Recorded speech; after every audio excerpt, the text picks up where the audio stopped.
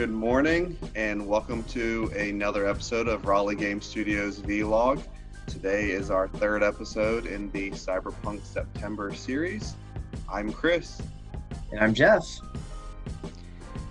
In case you haven't been aware, Cyberpunk 2077 is a game being developed by CD Projekt Red.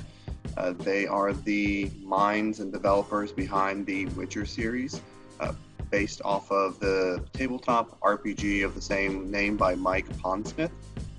The first iterations for that were Cyberpunk 2013 and Cyberpunk 2020, and I believe the latest is Cyberpunk Red.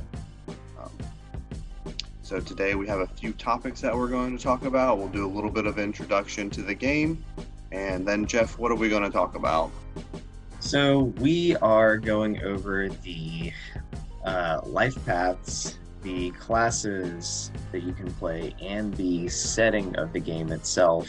Just the cool cyberpunk stuff that we've noticed in the trailers, what we're excited about. I've got a few things I'm not excited about, so I'm happy to share those because I'm a critical jerk sometimes.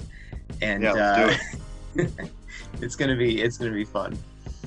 So yeah, let's get right into it. Cool. So Cyberpunk 2077 is also going to be a open world action RPG. Jeff and I are huge fans of this genre in particular. I know I absolutely love the Fallout series, the Elder Scrolls series.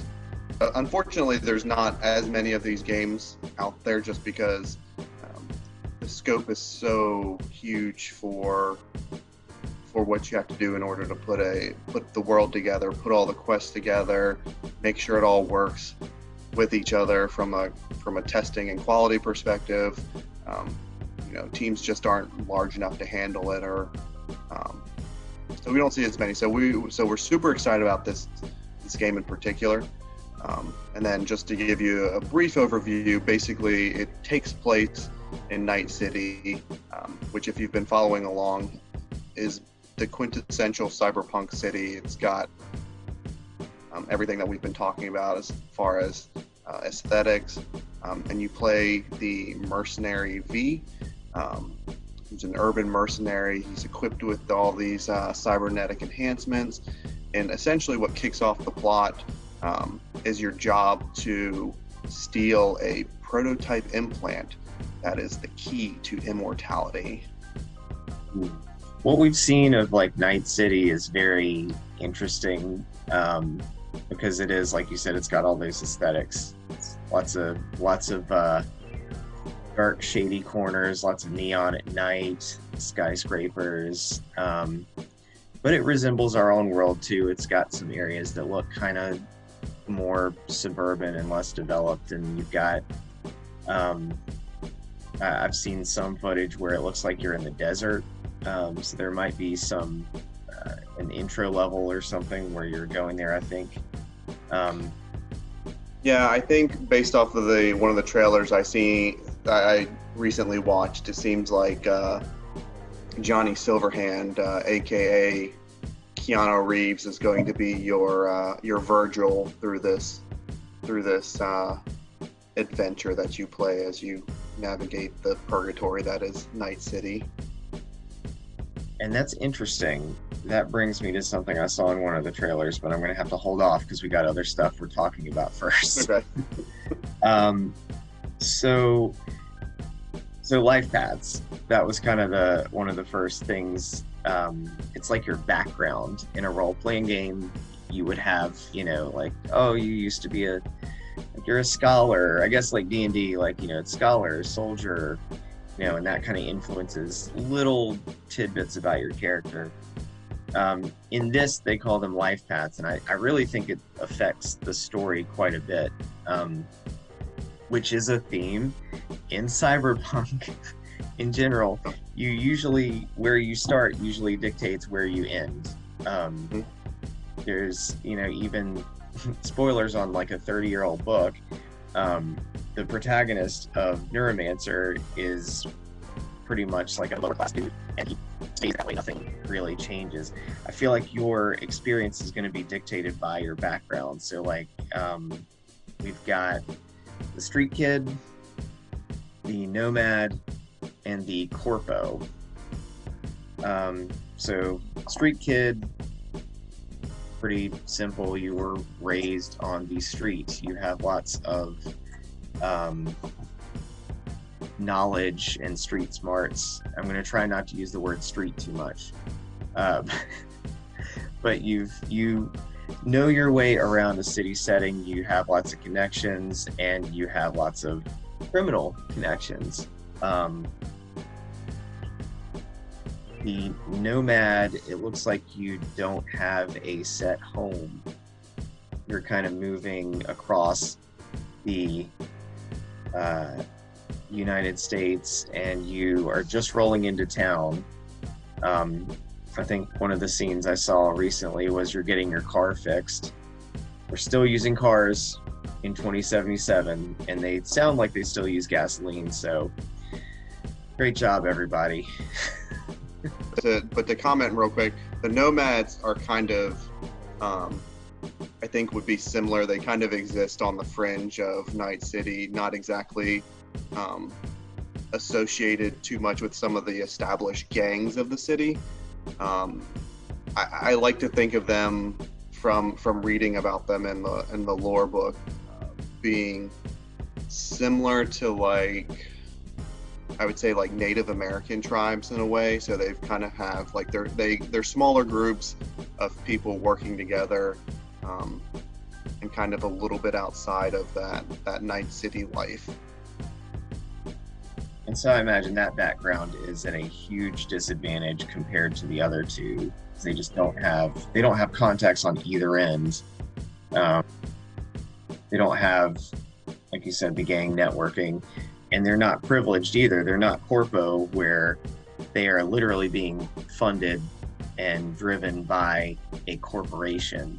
Yeah. Corporate sponsored. Corporate sponsors. It's, yeah, and that class, or that background is weird to me too, because I was expecting something a lot cleaner and more refined, but just from what I saw, it's kind of like the same thing, where you're still like a foot soldier, so you're not like some kind of high-powered businessman. We're not getting that far into role-playing in this game. You're still going to be shooting stuff. Yeah. But yeah, it's just a little different. I feel like if that was the case where you're a high-powered businessman, it'd be a completely different type of game. It'd be like a tactical RPG and less of an action RPG. Yeah. Sim Cyberpunk City. Yeah, you play a corporate overlord where you have to do corporate espionage and exploit your workers. Welcome to Cyberpunk Sim City.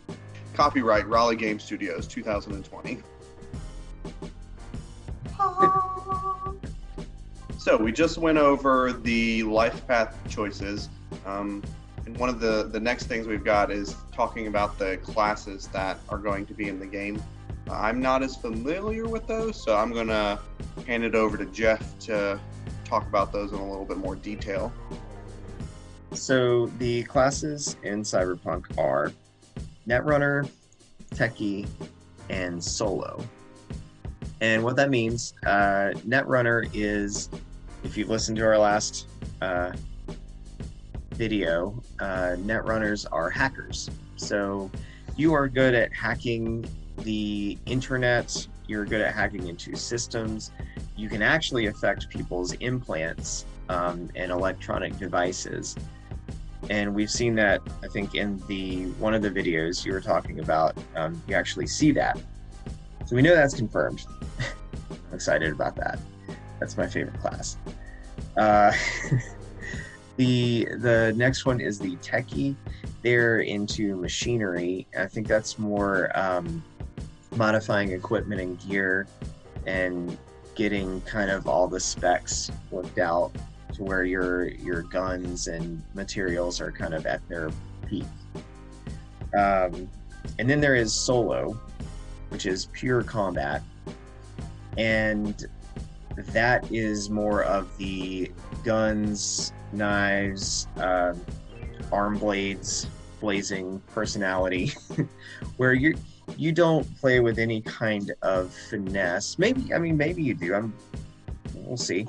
But I imagine it's a lot of like running in and shooting stuff, or just like straight assassinating people.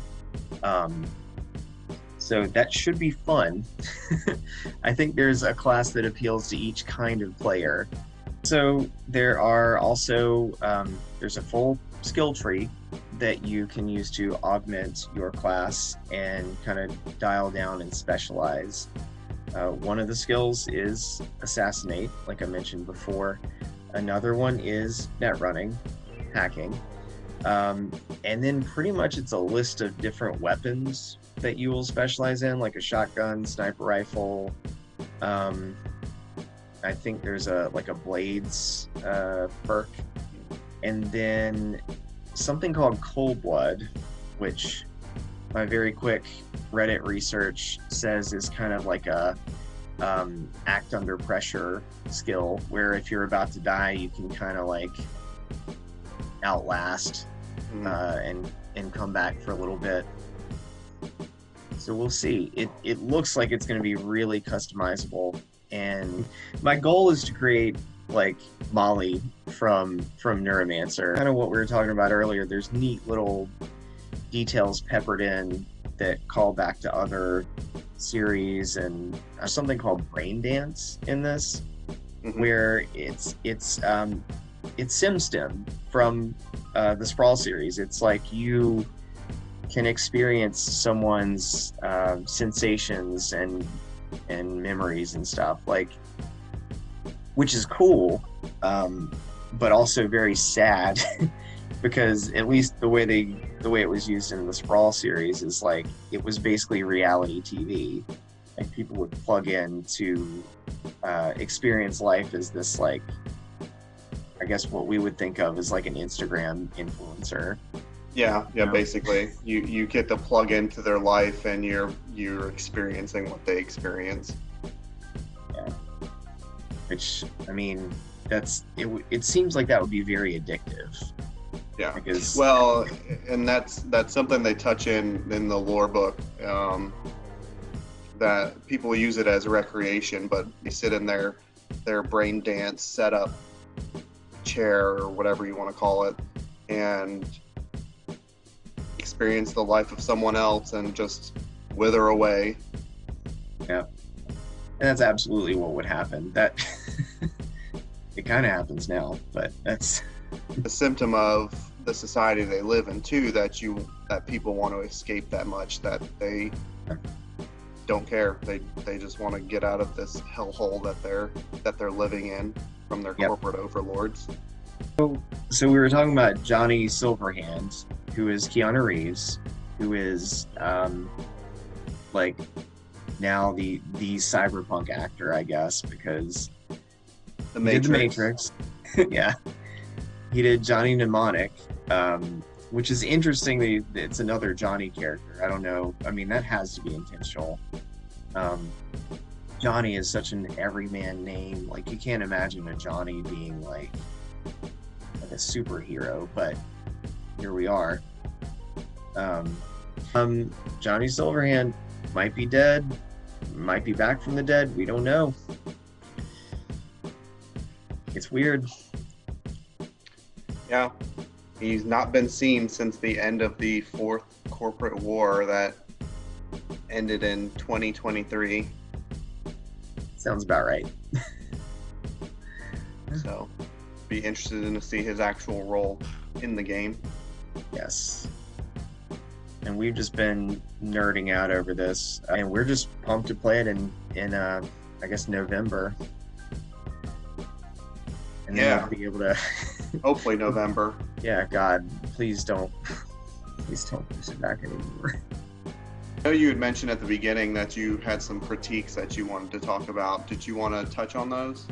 And it's really just one. If I could say anything, it's that what I've seen so far, you're still playing the typical badass character who's, I mean, you clearly have friendships and relationships that tend to grow as you go through the game. But it's just a lot of the same brash, like, get out of my way, I'm coming through, kind of hyper masculine, weird stuff that, like, I guess some people like that. To me, it it feels a bit forced, and I hope your choice of life path and class and whatever aesthetics that you put into it affect it, because I always feel weird playing a character who's a jerk to everybody, because it's just not, it's so far beyond my purview that I can't imagine being like that, even if I was like raised on the streets or whatever my character's doing. So I hope this doesn't turn into just a giant shoot 'em up all the time and Force is the only way to do everything. It's not supposed to be. They have dialogue trees and stuff. And your choices are supposed to create outcomes in the game. I just hope those choices are varied in a way that doesn't stick you in one stereotype for the entire genre, if that makes sense. Thinking about the quick references of cyberpunk stories and that we've talked about, it never seems to be this brute force, everything's a nail and you're a hammer type situation. Yeah. and unless that's like the tragic flaw of your protagonist, because that we see that in the trailer, that he's supposed to do it, he's supposed to steal the implant nice and quiet, but he's drawn a lot of attention to the process. So yeah, that's kind of the what sets him off on this bad path. So we'll kind of see. Could be his tragic flaw. We don't know. Yeah. All right. Well, I think that's all we have for this episode. This is probably going to be the last episode in our Cyberpunk September series. So next month we're going to be doing, it's October, it's Halloween. So we'll probably be posting on social media kind of various horror genre games that we've enjoyed over our lifetime of playing video games. And we'll have an episode talking about designs and horror games that are the best for eliciting that terror and fear when you play that type of game, which I think is a apropos topic for Halloween. Yeah, I've got a costume picked out and everything. I'm ready. Uh-oh. I was gonna say I don't really have any costumes. I may have to borrow my wife's Pop-Tart costume. Very spooky. Very. Yeah. It'll be a scary Pop-Tart. Yes. Cool. Well, that's all for today. Once again, I'm Chris. And I'm Jeff. Thanks for watching. Go blur, blur, blur. I'm not saying it's aliens, but aliens. Alien.